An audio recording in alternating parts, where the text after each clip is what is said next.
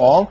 And Congressman Hoekstra, let me begin with you since you've just returned from Yemen. What did you learn about specifically the plot against Flight 53, about al-Qaeda, and about the Yemeni government's capacity to fight this fight?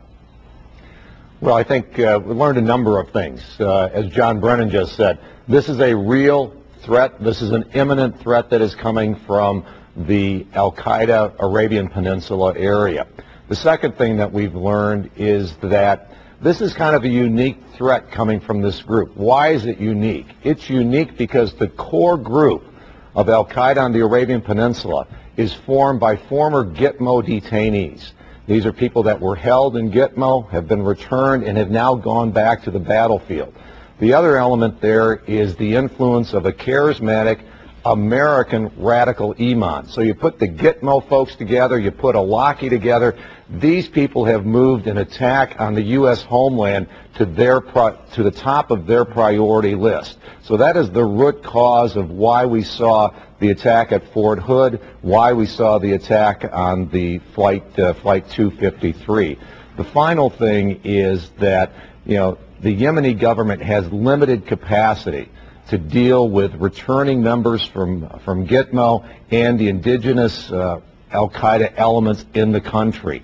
I think that the increased assistance that we are providing to Yemen is absolutely essential. We need this connection between Yemen and America and the Brits if we're going to contain this threat. The good thing about what John Brennan said this morning, it appears that we are now all on the same page. We recognize the imminent threat. We are committed to enhancing our intelligence capabilities and our offensive capability to deal with this.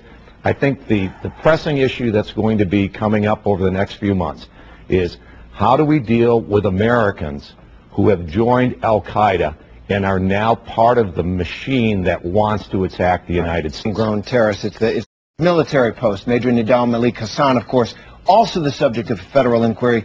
And on Northwest Flight 253, Omar Farouk Abdul Muttalib was also the subject of FBI, of the intelligence community's attention. Congressman Hoekstra, what is happening here 8 years after 9/11, a failure to connect these dots, or is it just, as many terrorism experts say, time that we have to face the fact that maybe we won't be able to stop every potential attack?